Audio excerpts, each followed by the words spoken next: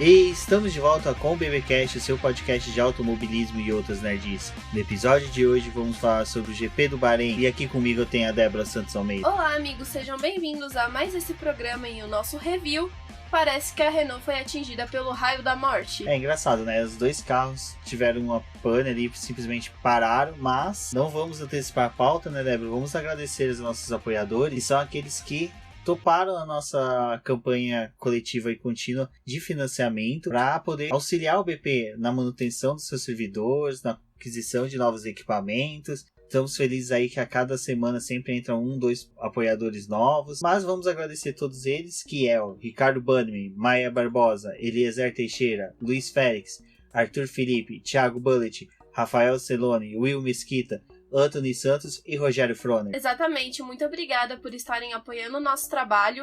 Fica a promessa pro próximo mês, a gente tá dando uma mudada aí um pouco na cara do site. Exatamente, porque essa semana atingimos, agora já vamos ter dinheiro, né, para poder comprar o site novo, né, o template novo, com novos plugins, tudo que vai deixar o site mais bonito e mais acessível e com novas funcionalidades que vão auxiliar vocês aí na navegação, acessos ao BP, compartilhar e receber também as postagens. Exatamente. A meta de gravar um podcast por semana a gente já está cumprindo, mas agora a gente vai traçar outras coisas para o crescimento do site, né? Porque agora a gente vê que já é possível continuar. Mas não deixem de apoiar o boletim.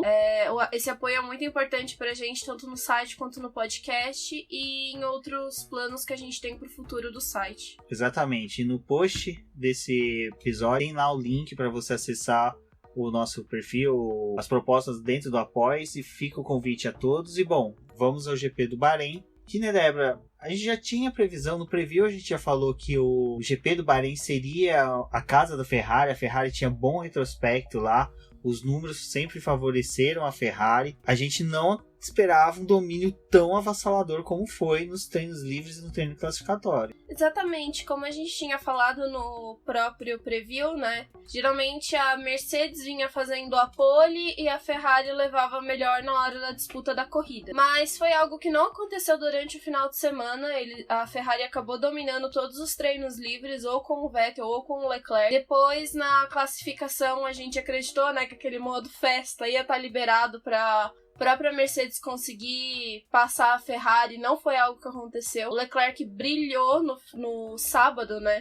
Conseguiu atingir o que era o recorde do Vettel no ano passado e depois bateu o recorde dele, né? Então foi uma classificação espetacular pra Ferrari, mas aí depois a gente vai ver, né, falar um pouquinho da corrida que vai ter toda a reviravolta. Parece que inverteram o jogo, né? E o bacana da classificação, a gente já vinha falando, né, que a Haas seria uma das forças da temporada, tá sendo uma grata surpresa quão bem ela tá vindo nas classificações, pelo menos, porque ela acabou colocando Kevin Magnussen em 6º, Romain Grosjean em 8º, e entre eles tinha um estranho no ninho. Exatamente, que foi o Carlos Sainz, né? Na verdade, nessa prova, na classificação, os 2 carros da McLaren foram pro Q3. Fazia tempo, acho que fazia anos que a gente não via os 2 carros da McLaren no Q3, acho que desde 2014. Vou até puxar essa informação depois e colocar no post. Foi algo surpreendente. Eu lembro que os grupos que eu tô que são de McLarista, o pessoal,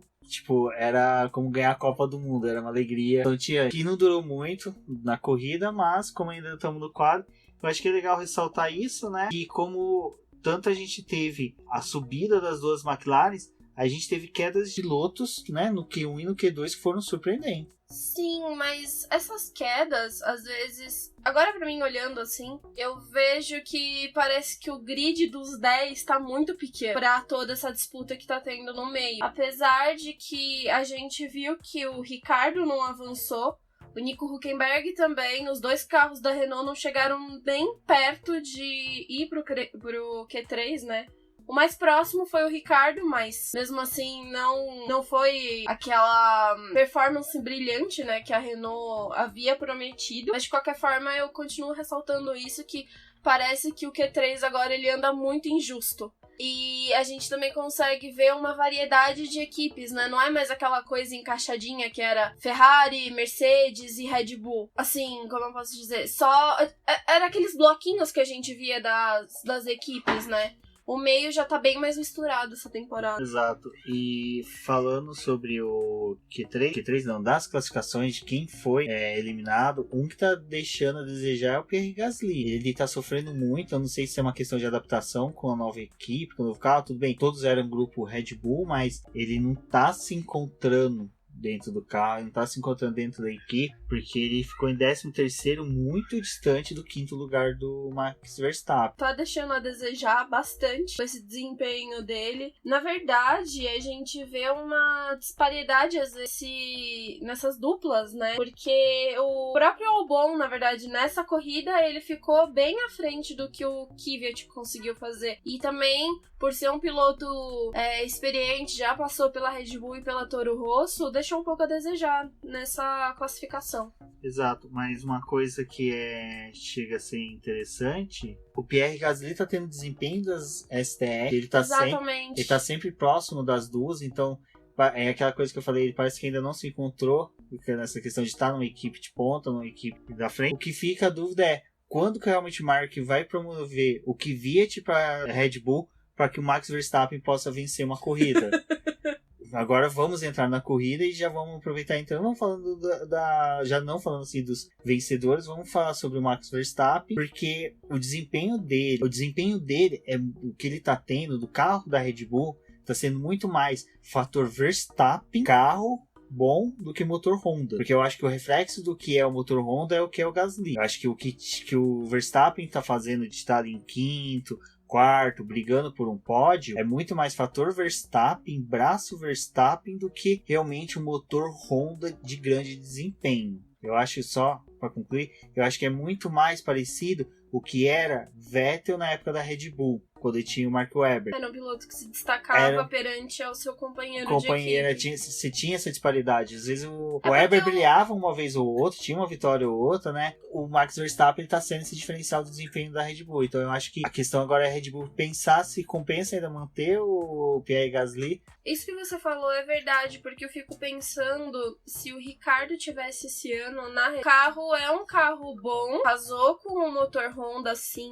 a gente não pode negar que o motor Honda é um outro motor, não é a mesma coisa. A gente vê a dificuldade que a Renault tá tendo com os motores e com o conjunto deles. Isso do piloto faz toda a diferença realmente no carro. A gente pode falar até isso da Alfa Romeo, porque o Kimi Raikkonen, por mais que a Alfa Romeo esteja demonstrando que é um bom carro, o Raikkonen, com toda essa experiência que ele tem, de já ter passado por outras equipes, de ser um piloto campeão, ele tá entregando mais resultado para a Alfa Romeo. Por exemplo, ele tem os 10 pontos que a Alfa conquistou e o Antônio ainda não tem ponto nenhum. Exato, Tudo bem, é um piloto estreante, tem vários fatores, mas quem trouxe os pontos que a Alfa Romeo tem hoje foi o próprio Kimi Raikkonen. O Kimi hoje terminou em sétimo com louvor, porque eu lembro que na transmissão ele apareceu muito, acho que eu tava brincando que se a Alfa Romeo tivesse pequenos patrocinadores, eles estariam felizes, porque mostrou um Kimi aguerrido, um Kimi que estava disputando posição, um Kimi que soltou um dos melhores rádios que a gente teve até agora de 2019, 2 corridas, mas um rádio épico em que o Mecânico pergunta pra ele: Kimi, como está a sua asa dianteira? Aí o Kimi responde: é vocês que tem que me falar. Cara, isso é muito Kimi Raikkonen, foi muito bacana ver isso. Mostra que o Kimi tá à vontade na equipe até pra dar uma resposta dessa, né? Então, é o que você falou. Essas duas equipes, eu acho que podemos colocar até 3 junto com a própria Haas. São 3 equipes que tem um piloto só se destacando. Porque o Kevin Magnussen também está fazendo uma excelente temporada. E o Kevin Magnussen ele está fazendo exatamente o oposto do que o Grosjean poderia fazer. Simplesmente evitar contatos. Kevin Magnussen, essas 2 corridas, ele foi um gentleman em pista. Você via que toda vez que ele ia tomar uma ultrapassagem, que ele via que não tinha que brigar e deixava passar. Então o Kevin Magnussen teve esse amadurecimento. A Haas tá tirando muito proveito disso. Eu acho que a Haas, se eu não me engano, é a 6ª colocada. Tá com 8 pontos. Empatada com a própria McLaren, né? Que também tá com um só piloto, que é o Lando Norris, coitado do Carlos Sainz. Carlos Sainz que vinha numa corrida excelente, vinha disputando roda com o Max Verstappen. Teve uma melhor posição de largada do que a do companheiro de equipe, porque ele largou em 7º. Sim, e o Lando Norris ele tá tendo um pequeno problema, que é de largada. Ele perde bem. Ele perde bem muita largado. posição, ele tá com muita largada o Weber Barrichello. Uma pena. Eu acho que se ele tivesse tido uma largada melhor... Mas pro Norris foi uma boa corrida, porque foi os primeiros pontos que ele conquistou pra ele, né? Os primeiros pontos da vida dele. Não, foi uma excelente corrida do Lando Norris. Assim, foi uma corrida de gente grande, o desempenho dele foi muito bom, não deixou a desejar, foi bem... E é justamente uma coisa que ele comemorou, que a McLaren teve sim um bom desempenho na corrida hoje. Além da classificação, eles fizeram um bom trabalho na corrida. Tirando todos os problemas que o próprio Sainz teve, né? O Norris ele largou de 9º, já na primeira volta ele caiu pra 14º. Aí depois ele veio galgando, e na 8ª volta já tava em 9º novamente. Então assim, você vê que não é o problema de velocidade. É realmente de largada. Foi a mesma coisa que a gente viu do Leclerc largando na frente. Ele também teve esse problema na largada, perdeu posição, depois ele conseguiu retomar a ponta, né? Exato. O Leclerc, ele já agora... Vamos partir para as equipes de cabeça. Ele teve a largada dele não foi tão ruim. A largada dele foi uma largada boa. Ele soube se defender muito bem das Mercedes. Eu achei sensacional a primeira curva, porque o Vettel já tinha tomado a dianteira, né? E aí ele dá meio que uma sambada na frente das duas Mercedes para poder defender a posição dele. Então ele veio, tipo, tesourando, é óbvio. Depois o Bottas conseguiu passar, porque ele já tinha ultrapassado Hamilton, né? Ele passou o Leclerc, e aí depois, na segunda volta, o Leclerc já tinha retomado a segunda posição. Mas o que eu achei legal foi essa primeira curva, que ele foi meio cortando, assim, pra ele poder tentar defender. Não deu muito certo, mas foi algo legal. Foi legal, e é outra coisa. Ali você tem Vettel, puta de um piloto, todo mundo pode questionar o que for, mas... É um monstro em largada. Não tem que se questionar sobre a capacidade dele. Hamilton... Pensa comentários. Bottas, que por mais que todo mundo seja crítico, está tendo um bom ano. Um ano melhor, muito melhor do que o ano passado. Eu acho que a transmissão nem mostrou o Ocon, porque eu acho que a Mercedes deve ter mandado o Ocon de volta para a França. Porque ali eram 3 grandes pilotos contra um menino que chegou ontem na Fórmula 1, já tá numa cockpit de uma Ferrari, algo que eu acho que desde a década de 50 não acontece isso, de termos um piloto tão recém-chegado na Fórmula 1 e já tá no cockpit da Ferrari. Apenas 21 anos. É uma tremenda responsabilidade, é muito diferente do que era aquela responsabilidade que o Vettel teve na Red Bull. Eu acho pouco parecida com a que o Hamilton teve quando chegou na McLaren, mas o Hamilton foi toda uma situação totalmente diferente, que ele já foi moldado para ir para a McLaren, já direto para a McLaren, não tinha essas questões de pegar equipes pequenas para poder ascender pra grande, não, ele já foi, então, mas só que o Leclerc, ele tá enfrentando um monstro gigante, tá se dando bem. Ele tá tendo que vencer o que eu vou puxar um pouco a sardinha, que a gente vai publicar um texto que eu praticamente uma crônica sobre a corrida, mas o Leclerc, agora ele tem que vencer um monstro que é ele mesmo, vencer ele, porque ele foi pra Ferrari muito novo, por mais que a gente fale assim, ele é um piloto que ele não tem muito o que provar, porque ele era um piloto bom na Sauber, foi pra Ferrari, ele já foi pra Ferrari sabendo, condicionado, que ele ia trabalhar pro Vettel, então a equipe espera que ele faça o trabalho dele, e não muito além do limite. E quando ele chega e faz uma pole, e depois quase vence, ele não tinha que provar nada pra ninguém, é mais por ele mesmo que tá com essa pressão de fã cobrando. Bom, a gente sabe que a mídia da Itália é muito forte nisso, em questão de cobrar o piloto, porque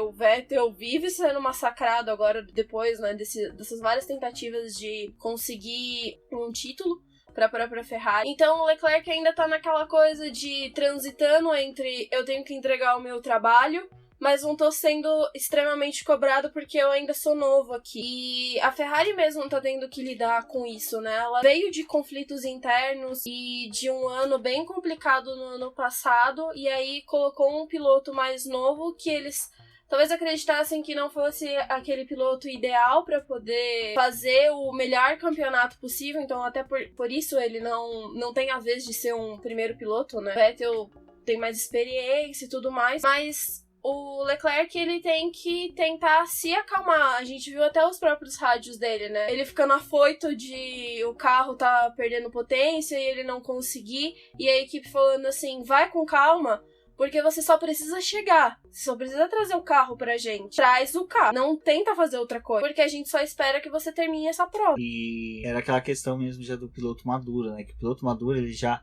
vai perguntar, e que eu tenho alguma coisa pra fazer? Não tem, tá bom, então eu vou levar o carro pros boxes. E ele toda hora ele ficava questionando, né? Vocês podem fazer alguma coisa? Eu posso fazer alguma coisa no carro? Alguém me tira dessa situação, porque eu não tô sabendo lidar com isso aqui. E a voz dele era daquele choro segurado, né? Não posso deixar o meu olho marejar, porque senão eu não vou enxergar a pista direito. Cara, eu acho que foi os últimos minutos mais tensos que a gente teve numa corrida. Eu acho que, olha, desde GP do Brasil de 2008, eu não tive um final de GP tenso dessa forma. Essa tensão. Porque nos últimos anos, que decisão de campeonato tem sido tão antes. Que você não consegue chegar nessa emoção no você limite, não chega né? Essa emoção que foi do Leclerc ali. Eu só queria falar mais uma coisa, porque eu vejo, não o Leclerc só, eu vejo a Ferrari, né? O domínio do Leclerc esse final de semana não foi aquela coisa de você torcer pra um piloto porque, nossa, ele tá vindo só da Fórmula 2, não sei o que, toda a história dele. Também tem aquele peso de temos a possibilidade de tirar um campeonato da Mercedes. Existe alguém que talvez possa fazer isso. Não estou colocando isso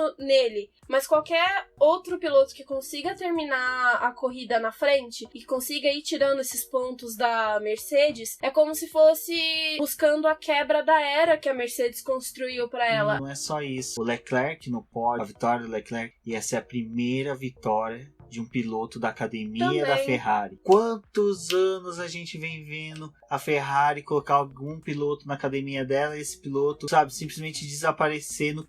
O mais próximo que nós tivemos foi o Jules Bianchi, que infelizmente faleceu, padrinho do Leclerc. Agora a gente tem Leclerc, é o primeiro piloto da academia da Ferrari. Você vê, a Renault tem academia, chegaram pilotos da Renault, a Red Bull, se vacilar, o quarto do grid é deles, pilotos da academia. A McLaren, a mesma coisa com o Lando Norris. O Hamilton foi o piloto da academia da McLaren, que a McLaren já não fala academia, fala piloto de desenvolvimento, né? Piloto de desenvolvimento da McLaren. Agora nós temos o Lando Norris, mas só que o Leclerc, ele é tudo aquilo que a Ferrari sempre quis ter: um piloto jovem, um piloto bom, que representasse bem a equipe. A Ferrari tentando perder aquela cara de que ela tinha antes, só de que só contratava piloto experiente e campeão. Exatamente. Exato. Ele é um moleque correndo, e foi uma coisa brilhante que eu vi do Vettel falando, né? A partir do momento que você faz a sua primeira pole, você deixa de ser um menino e você se torna um homem. Você agora se tornou um homem. Porque a pole, ela é muito representativa. A pole é algo que, assim, ela é uma vitória sem glamour, mas só que é uma coisa que o piloto conseguiu, sim, é sempre um levar ato, o carro ao extremo. E é um ato brilhante. Eu lembro, 1994, Rubinho Barrichello conseguindo uma pole em Spa-Francorchamps, uma Jordan. Cara, aquilo, sabe, foi lindo, foi espetacular. Nico Hülkenberg, 2010, até no final de semana se lembrou muito dessa pole dele aqui no GP do Brasil, pela Williams. A pole position é muito representativa. Porque a primeira do Bottas também foi bem marcante. A primeira do Bottas, essa briga do Verstappen querer chegar na pole, né? Ele tem vitória, mas não tem pole. É algo pesado a pole. Ou a pole do Massa na Áustria, agora na era Mercedes, acho que foi em 2014, que foi algo também assim, gente, a pole, ela é muito significativa emocionalmente para um piloto. Ela é muito, porque você vê que quando o Schumacher bateu o Senna em poles, ele se emocionou na coletiva de imprensa, é um vídeo famosíssimo que tem, o repórter insistindo em fazer pergunta para ele, e tipo, o Ralf Schumacher sem saber o que fazer, o Mika Hakkinen sem saber o que fazer, Schumacher chorando porque tinha batido os recordes do Senna. O Hamilton bateu o recorde do Senna, ganhou o capacete, que é o do Senna, que foi simbólico. A emoção dele, porque bater vitórias, eu acho que vitórias é algo tipo, tudo bem, é a conquista do Grande Prêmio, mas ainda não é. Mas a vitória não se resume a tudo, porque a gente pode ver justamente essa corrida. Você não fez a pole, você venceu a corrida. Caiu no teu colo. Caiu no seu colo. De alguma forma, essa vitória às vezes não é completamente merecida, assim. O próprio Hamilton tava assim, ele tava emocionado por ter ganhado, mas só que ele teve conflito nessa emoção dele, que no rádio ele falou, pô, foi chato o que aconteceu com o Leclerc. Ele depois na sala de espera, ele falando com o Leclerc, cara, você correu muito, ele tava fazendo uma corrida de campeão. Você tipo, a Leclerc, o problema, falou, cara, isso vai acontecer com você hoje sempre. Desculpa os haters, mas o Hamilton hoje foi o maior piloto da história moderna da Fórmula 1. Pra mim, ele superou Senna, Schumacher, Vettel, todo mundo, porque aquela forma dele estar sentado ali na mesa, relaxado, conversando com o Leclerc, olhando na cara do Leclerc, falando, Leclerc, correu muito, cara, ele fez muito hoje, é muito representativo aquilo. Os fãs do Hamilton têm que ficar felizes e os haters têm que pensar 2 vezes de criticar ele. Eles podem ter críticas por N coisas, mas só que sobre personalidade o cara tá mandando muito bem. Então, assim, eu acho que essa é uma corrida que eu vou dar um spoiler da tua crônica. O ano que vem o Casola, eu vou pedir pra ele fazer os 365 dias desse texto, que vai cair não vai cair na segunda, então não vai dar pra ele fazer. Aí eu peço pra ele de qualquer jeito, porque eu acho que com o trabalho de esmero que ele tem de contar uma história, eu acho que ele vai ser bem bacana, porque é uma corrida que vai entrar assim para a história do automobilismo, da Fórmula 1, porque o Leclerc tá tendo a jornada do herói. Teve perda, ele teve convite para uma batalha, recusou da forma de ter vindo para a Fórmula 1, mas foi para a Alfa Romeo, provou o seu valor, agora foi para a Ferrari, teve a primeira derrota, que faz parte da jornada do herói. Ter uma primeira derrota, a gente lembra, né? Eu acho que o melhor exemplo que tem de filmes da jornada do herói é o do Rock, que ele, primeira vez, ele perde, ele toma uma surra, ele perde a luta com o Apollo Creed, aí depois, no segundo, ele vai e vence. Então é a mesma coisa o Leclerc, ele perdeu hoje, mas ele vai ter cabeça erguida, ele vai ter uma equipe, ele vai ter um piloto, ele vai ter o Vettel, que já teve a humildade no rádio em falar que ele reconheceu que errou na rodada, a gente já vai falar sobre a rodada dele, e que ele ficou triste, olha só, triste de dentro do cockpit por ver a televisão, ver o que aconteceu com o Leclerc. Então você imagina como o Vettel deve ter descido acabado do carro. A gente sabe como é que ele é. Ele é um cara emotivo. Aquele negócio do bigode deles, gente, pra quem conhece o piloto, sabe que é muito representativo. É um amadurecimento do Vettel. Ele tá querendo criar um novo Vettel, uma nova persona dele. Um Vettel maduro, um Vettel mais homem, um Vettel pra puxar o cabeça da equipe Ferrari. E o que aconteceu hoje vai fazer com que ele tenha essa mudança, amadurecimento. Então a gente tá vendo os 2 crescimentos de 2 pilotos da Ferrari de uma forma que a gente nunca viu dentro da Ferrari. Sim, porque a gente tinha o Kimi, que era realmente o piloto escudeiro, apesar de ser um piloto que a gente conhece a trajetória excepcional que ele teve, e isso a gente não pode duvidar. Os campeonatos que ele disputou com o Alonso, pra mim, foram sensacionais. Mas o Vettel e o Leclerc, eles estão ali provando 2 coisas diferentes. O Vettel sendo questionado todo o tempo, dos campeonatos que ele venceu ter sido só por conta do carro, não ter sido braço dele. E a gente já acabou de discutir hoje que foi braço. Exatamente. O Leclerc tendo que provar o valor dele dentro da Ferrari, mas sem ser aquele cara de chegar e falar assim, não, eu sou o primeiro piloto, eu tenho que ser o primeiro, tá vendo? Eu tô entregando mais do que a pessoa que vocês estão confiando. E não, a gente tem que ver que a Ferrari, ela tá tentando crescer com os 2 pilotos. Às vezes, que nem a atitude que eles tiveram na Austrália, foi complicado? Foi. Só que eles não sabiam muito bem o que o Leclerc podia fazer ali. Se naquela disputa um dos 2 ia ficar afobado e ia acabar perdendo o carro. Porque a gente pode transferir agora pro Bahrein, que justamente o Vettel disputando com o Hamilton acabou rodando sozinho. Poderia ter acontecido isso na Austrália, teria sido um resultado pior pra equipe. Só uma coisa que você falou, que foi essa coisa de chegar na equipe peitando, me lembrou o Hamilton em 2007. Perdeu um título exatamente porque fez isso. Porque se ele tivesse tido tranquilidade, maturidade pra chegar e falar, não, vamos deixar o campeonato correr até o momento que a gente pode se decidir se sou eu ou o Alonso a disputar o título. Após que se ele tivesse feito isso, ele teria vencido o Alonso e teria ganhado o título de 2017. 2007. O Hamilton olhando pro Leclerc ali, ele pode ter não lembrado, mas ele puxou todo esse amadurecimento dele daquele Hamilton de 2007 pra cá, 12 anos de evolução e amadurecimento dele, e chegar e falar pro cara, calma, você vai chegar lá, você tem, já tem uma equipe que tá trabalhando a favor de vocês. Hoje, posso falar uma coisa que seria legal? seria legal o pós-corrida com esses caras. Eu não sei se não deve ter, porque já não é que nem a gente que quando já sai do kart senta e fica conversando, tomando uma cervejinha ali. Mas deve ter sido algo muito gostoso. Porque por mais... Não na Renault, que da Renault deve ter sido uma coisa mais tensa. Eu acho que ali os 6 primeiros deve ter sido um bate-papo muito gostoso. Eu acho que até do Kimi pra frente ali deve ter sido um bate-papo gostoso. Do tipo, pô, o que aconteceu com você? Ah, meu carro quebrou, pô, que bad. Que me lembrando, cara, 2005, perdi título porque a minha McLaren quebrava mais que qualquer coisa. O Lando Norris falou assim, pô, cara, e eu tô feliz por ter conseguido colocar minha McLaren atrás de uma Ferrari. Pô, na foto tem o Vettel e o Lando Norris. Quando que a gente viu isso? Então, esse GP ele foi muito bacana, que a gente teve tantos extremos, tantos sentimentos na corrida. É uma corrida que vai entrar pra história da Fórmula 1. Teve várias nuances, não é só dos primeiros pilotos. O grid inteiro tá bem embolado, mesmo os pilotos que não têm ponto ainda, tirando a Williams, que é uma situação à parte, a gente sabe que eles têm carro e condição de conseguir ponto. O Sainz, mesmo não ter terminado a corrida, a gente sabe que não é um piloto ruim, até porque o que aconteceu com ele foi algo... aquelas coisas, né? Disputa de corrida mesmo. Mas é uma disputa de corrida. Agora vamos falar sobre o Sainz. Na hora, meu lado McLarista foi um erro. Eu fiquei nervoso, falei assim, pô, mais uma com o Verstappen bateu. Depois você vai olhar, o Sainz ele foi afoito. Ele tinha um carro mais rápido, tinha vantagem de DRS. Ele iria passar o Verstappen fácil. Agora fica aquela questão. Todo piloto, toda vez que vai ultrapassar o Verstappen, tem que ficar nessa de tipo, tenho que tomar cuidado porque o Verstappen é louco, fecha brusco.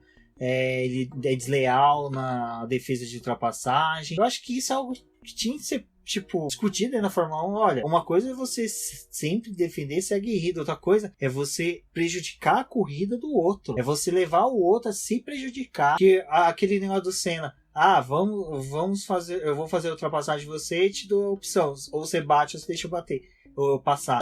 É bacana, é romântico, mas não é eficiente. É bonito, mas não é legal pro espetáculo. Você tem um carro a menos do grid. Você tem uma disputa a menos na Fórmula 1. A Fórmula 1 vive discutindo esse negócio de reinvenção para poder ser disputadíssima. Todo mundo hoje está com o costume de falar que a Fórmula 1 tem que buscar dentro da Fórmula E ideias para poder ter um espetáculo grande. Mas o espetáculo já está dentro da Fórmula 1. É só acertar as pontas. E uma das pontas o Verstappen não pode mais ficar tirando o piloto porque ele quer defender posição. O Verstappen não pode mais ficar prejudicando o piloto para defender posição. Ele tem que defender posição. Mas não prejudica a corrida de outro piloto. Não faça isso. Não é legal, não é bacana pro espetáculo. Porque daqui a pouco se ele não se tornar campeão, ele vai ser o Gilles Villeneuve. Piloto brilhante, rápido, mas que foi subestimado. O fato do Verstappen e do Sainz ter se tocado é até engraçado você falar isso. A pista do Bahrein é uma pista que tem uma grande área de escape. A pista mesmo, ela tem um bom tamanho, né? Ela é bem ampla pra você realizar a ultrapassagem. E foi algo que também depois a gente viu na disputa do Ricardo com o Hülkenberg, né? Era uma pista que tem espaço e o Hülkenberg falou, né? Eu deixei espaço pro Ricardo, não precisava ele ter vindo com o carro pra cima de mim. Eu não sei se é tanto... É que a gente já viu, o Verstappen é algo frequente, né? Ele tá sempre envolvido em toques e sempre quem se toca com ele sai pior. Foi que nem ele com o Stroll. Que a gente ficou assim, não, é o Pérez, não sei o que, não, é o Stroll. Tava ele e o Stroll disputando espaço, não tinha necessidade, o Stroll era um retardatário, deixa...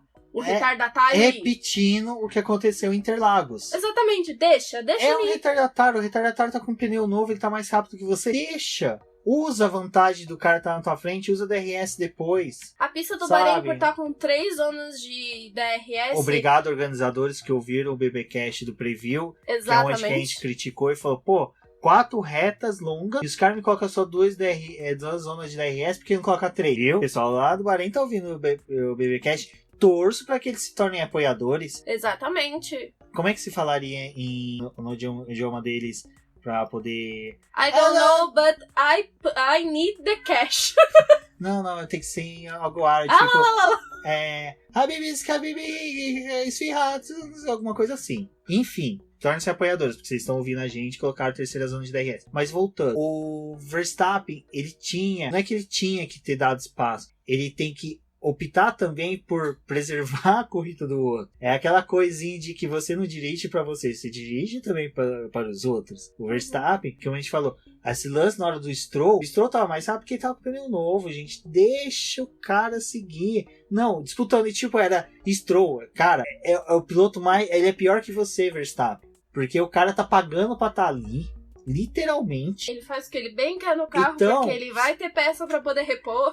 O cara não vai disputar campeonato tão cedo. Se um dia disputar, bacana, vai ser muito legal a gente ver um Stroll disputando o campeonato. Vai ser legal. Os haters podem achar ruim, mas vai ser legal. Agora, não adianta o Verstappen querer ser brilhante em ultrapassar a disputa de posição a todo momento, e a todo momento ele prejudicar alguém, e vai chegar uma hora que ele vai se prejudicar. E já aconteceu, GP do Brasil. Toda vez que alguém for discutir alguma coisa de disputa de posição com ele vai lembrar. GP do Brasil, olha o que aconteceu com você lá. Tudo bem, hoje ele não se prejudicou. A corrida do Verstappen foi excelente, foi o que a gente falou. O cara tá lá na frente com o motor Renault, com a Red Bull por braço. O Helmut Marko essa semana falou: nós não conseguimos levar todas as upgrades pro Bahrein ainda pro carro, porque o Gasly sofreu acidente em Barcelona com as peças protótipos, vamos por dessa forma, que seriam utilizadas pra frente. Então a gente não pode dar esse upgrade porque a gente perdeu peças lá. Como ele não ficou assustado com o carro rosa na frente dele, porque, né, brigou com o Ocon no Brasil, aí vê outro carro rosa, não, vou pra cima e vou tentar ultrapassar. Não tinha necessidade, até porque a gente viu outros pilotos justamente esperando a zona de abertura do DRS pra poder realizar uma passagem mais limpa. Giovinazzi e o Kvyat também bateram. Foi outro incidente de corrida desse jeito. Mas os dois foram de disputa de posição. Ah, não, eles ali estavam brigando, não, sim. Mas foi uma disputa de posição, foi na curva 10. Que é aquela bendita curva que a gente fala, ela é ruim. É um cotovelo e ela é péssima. Ela é péssima. O Verstappen não, o Verstappen ele simplesmente é a todo momento. Agora você falou sobre uso de DRS. Hoje os pilotos estavam usando sabiamente elas até para defesa de posição. O Vettel usou contra o Hamilton. Ele, se eu não me engano, ele ficou atrás de um piloto que ia entrar nos boxes. Valeu, pegou a DRS na reta, usou. Então, assim, a vantagem da DRS é a vantagem de saber usar. E é isso que eu acho que o Verstappen tá precisando. Tipo, alguém chegar ali pra ele. Calma, aguarda que dá tempo de fazer. Sobre as equipes ali de ponta na ponta, a gente comentou acho que quase tudo. Eu acho que o que vale falar é o pit stop errado, a escolha de pneu errado do Hamilton. Não foi errado porque ele acabou ganhando, né, no final, mas o Hamilton ficou ali meio que jogado com aquele pneu vermelho, era o C3, né? Super macio, né, que super eles macio. Colocaram nele, ele teve voltas brilhantes, rápidas, mas só que de repente o carro começou a perder rendimento, acabou muito rápido. Então, assim, ele acabou tendo que fazer um pit stop a mais. O pit stop a mais já era algo programado, até porque os da frente optaram realmente por fazer esse pit stop a mais. Não acredito que isso teria levado ele a fazer só um pit stop, até porque eu acredito que o pneu não duraria até o final da corrida para quem estava disputando na frente, tentando posições ali, até porque o que eles queriam realmente era pegar a posição do Vettel, né? Com esse pneu super macio que colocaram nele. O único piloto que ia para uma estratégia de uma parada mesmo foi o Ricardo, que largou de super macio, trocou na volta 24, colocou os macios para poder ir até o final. Realmente, se ele tivesse seguido, né, na pista, ele e o Hülkenberg teriam sido esses pilotos de apenas uma parada. Vamos aproveitar, vamos falar da Renault, e como você disse na entrada, sofreu o raio da morte. O lance do Ricardo foi estranho, ele ia largar em 11º, é uma posição que a partir de 11º você pode optar por mudar o pneu. Aí ele ganhou a 10ª posição com a penalização do Grosjean. Era pra ter tido até mesmo um desempenho bom na corrida. O carro da Renault não está aquela maravilha que a gente pautou nos treinos de Barcelona. Porque lembra que a gente conversou? O carro da Renault é um carro que pode sofrer mais de uma mudança, mais de uma alteração e sempre tá melhor. Eu acho justamente que esse é o problema. Eles têm tantos setups diferentes do carro que eles não estão conseguindo achar algo adequado pro carro. São várias, né, variáveis que o carro tem. O GP do Bahrein é uma corrida um pouco complicada porque a gente tem só o segundo treino livre para você ajustar o carro para uma classificação e para uma corrida, que é ali que você faz simulação de corrida e a simulação da classificação que consegue chegar o mais próximo do que a gente vai obter na corrida. Então eu vejo a Renault nesse momento com um problema de acerto no próprio carro. Eles não estão sabendo achar que é necessário para o carro. Ricardo e Hülkenberg abandonaram em momentos juntos, né? A diferença deles foi de pouca coisinha ali, eles abandonaram na mesma volta. Até um próximo do outro, só que o problema deles foi um pouco distinto, porque o carro do Ricardo apagou com algum problema mecânico, né? E o do Huckenberg teve problema no motor. E foi isso que apagou o carro. Porque a gente vê aquela fumaça saindo do carro e o carro do Huckenberg parando. Então a gente teve 2 problemas diferentes nos carros que fizeram eles fizeram os carros pararem juntos. Não, eu nunca vi isso na Fórmula 1. Na mesma volta, 2 carros sem se tocar, sem nada, da mesma equipe, simplesmente parar. Parece que estava programado, passou a linha de chegada, o carro desliga. Foi bem na curva 1, né? Foi na curva, bem... Os 2 foram na curva 1, na mesma volta. Vai saber, às vezes é praga de mãe, vai de santo tipo. Justamente essa parada da Renault foi o que trouxe o pódio pro Leclerc, porque se isso não tivesse acontecido, o Leclerc ia perder a posição dele pro Verstappen, porque era o piloto que tava com pouca diferença pra ele. E o Leclerc, de novo, é aquela coisa, né? Você não torce pra Ferrari em momento algum, né? Ferrari é o ódio mortal de todo mundo que acompanha a Fórmula 1, exceto pro Valese, que ama a equipe, né? Mas para as outras pessoas que não torcem, nossa, não quer ver a Ferrari na frente de jeito nenhum. Chega da era Schumacher, né? Aí, de repente, aparece um menino novo, esse piazinho, esse piá que ninguém, né, nunca nem viu, digamos assim. Aí você chega no final da corrida, né, já pensando no episódio da Netflix, aquele choro, né, querendo que o moleque pelo menos termine no pódio. Eu até falei pro Rubens, pelo amor de Deus, o Hamilton já tem várias vitórias, por que não faz um papelzinho aí de escudeiro, mantém a posição do menino? Fiquei afoito.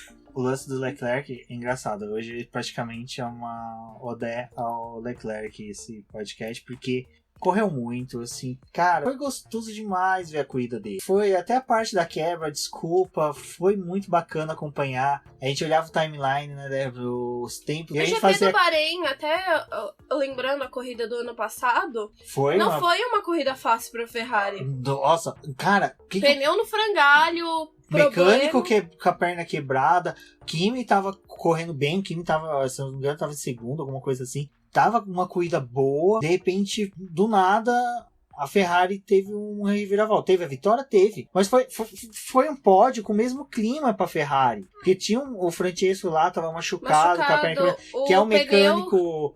Que é um mecânico que é a cara da Ferrari. Aí até ele voltou essa semana.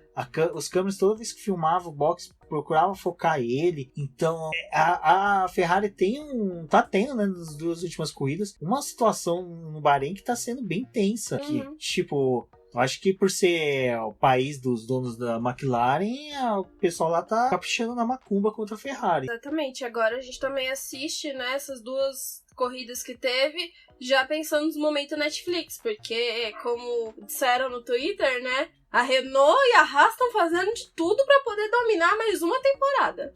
Pra criar um drama a mais na temporada. Agora eu quero imagens, né, fica aqui, já que aproveitando que vocês escutam o nosso podcast direto do Bahrein, né, Ferrari? Pode ceder as imagens aí, não vamos ficar de fora da próxima temporada, né?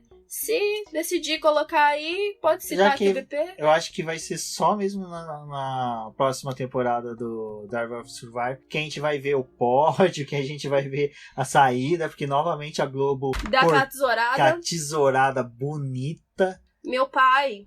Vou falar, né, do meu pai só um pouquinho. Meu pai não é aquele cara que acompanha a Fórmula 1. Eu até tenho um texto falando do Senna, que o Senna, depois da morte dele, em casa, não se via corrida. A gente via uma ou outra, assim, quando tava passando de manhã, que você ligava a TV e tava ali a corrida, mas não era algo que os meus pais buscavam mais pra poder assistir. E o GP do Bahrein, meu pai fez questão de assistir. Aí, quando eu liguei pra ele... Mas o que foi aquele menino na Ferrari? Eu nem sabia quem era aquele menino. Nossa, eu fiquei muito chateado com a corrida. E meu pai, ele é um torcedor do Bottas, né? Meu pai admira o Bottas desde a época da Williams, assim, tipo, assistir uma corrida do Bottas na Williams, meu pai começou a gostar do Bottas, não sei porquê. Mas enfim. E ele, a Mercedes e o Bottas, e eu ficava prestando atenção nele, e eu queria que ele tivesse passado o Hamilton, né, mas muita diferença. Mas, filha, A Ferrari hoje, nossa, mais um problema deles. Eu não acredito que acontece nessa equipe. Porque meu pai, quando eu ligo pra ele quando tem corrida, ele manda fazer um review pra ele da corrida, né? Quando ele você não já assiste. treina, né? Eu já treino antes de fazer aqui. Aí ele, mas a Ferrari de novo? Aí essa vez ele pôde ver a corrida e tirar as próprias conclusões dele da Ferrari. E essa corrida foi num horário bacana, foi legal até pra quem não é tão assíduo sobre a Fórmula 1. E uma das coisas que eu fico feliz é que a gente tá recatequizando muitas pessoas a voltar pra Fórmula 1. Ou pelo menos, né, pra discutir sobre a Fórmula 1. Lá no escritório eu tenho o Luiz Félix, que é um dos apoiadores, que trabalha comigo. Sempre vem, conversa, aí outros advogados estão próximos de mim, às vezes comenta. E hoje eu achei engraçado que na hora que como eu já falei, o pessoal conhece, eu não tuito, não entro nas redes sociais durante a corrida, porque eu foco na corrida e tal. É uma coisa que eu sinto falta, mas se vocês quiserem que eu participe, peçam. Eu achei legal que eu recebi mensagem de um advogado que eu sei que dificilmente ele pararia domingo, do almoço pra assistir. Ele falou, cara, que corrida! Aí ele se estendeu, fez uma análise bacana. Eu falei, gente, que legal, né? Então, quem sabe a gente conversando mais, é lógico que a gente não vai fazer ninguém acordar 3 horas da manhã pra assistir o GP da China, mas próximos GPs que forem no horário de almoço, horário de café da manhã, incentive as pessoas a assistirem, a conversar sobre, porque a Fórmula 1, acho que mesmo não tendo brasileiro, como tu não fala que tem, o brasileiro só acompanha esporte quando tem brasileiro vencendo, mas a gente tem um pessoal lá que tá disputando que vale a pena assistir. Foi algo que a Maia Barbosa mesmo falou no Twitter dela, né? A gente não tem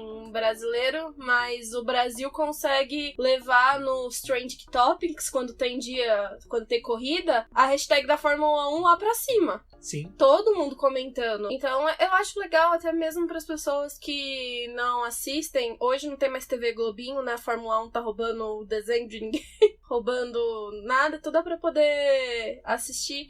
É uma coisa que eu queria mais que os meus amigos que não acompanham, né, fora desse círculo de amizade que a gente tem, e às vezes dessem uma olhada na corrida. Porque eu vejo a Fórmula 1 como um misto de emoções. A gente tá... Pra muita gente é só ver a corrida, mas a gente tem que focar nas pessoas que estão ali dentro. Que nem o GP do Bahrein, são 57 voltas, mas é uma corrida que proporciona muita ultrapassagem, então a gente via mudanças dinâmicas, né? Era uma lindo. Corrida maravilhosa nesse sentido de... Visualmente ela é bonita. Exatamente, também. ela chama atenção, ela é uma pista que a corrida tá sendo feita à noite, né, no entardecer. Eu achei fantástico a hora que eles batiam com o assoalho no chão, que saía todas aquelas faíscas. Aquilo à noite é maravilhoso você ver aquilo. Então, visualmente, a corrida também, né, principalmente do Bahrein, chama bastante atenção. O que a gente poderia falar sobre o GP do Bahrein, dentro de tudo que aconteceu, foi isso. Foi uma corrida espetacular. Então, Débora, acho que é isso. Próximo BBcast vai ser sobre a Stock Car, a corrida de número 500, lá no Velopark. Aos fãs da Stock Car, fiquem com a gente. Quem não acompanha a Stock Car, já fica o convite para acompanhar. Eu sou o Rubens GP Neto. Novamente convido a todos a conhecer o Apoia-se do Boletim do Paddock. E até a próxima. Bom, amigos, obrigado por escutarem até aqui. Se vocês quiserem falar mais alguma coisa sobre a corrida ou outros assuntos de automobilismo, vocês podem falar comigo pelo Twitter, Deflau. Um beijão, obrigado e até mais.